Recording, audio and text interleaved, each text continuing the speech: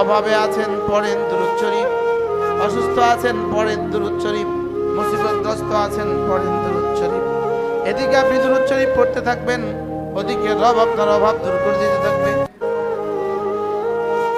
একজন সাহাবী রাসূল করিম সাল্লাল্লাহু তাআলা আলাইহি ওয়াসাল্লামের কাছে গিয়ে আরজ করলেন, ইয়া রাসূলুল্লাহ, আমি আপনাকে এতটা ভালোবাসি, আমার ঘর ভাল লাগে না, আমি আপনার চেহারায় আনোয়ার দিকে তাকাইলে আমার ক্ষুধা দূর হয়ে যায়।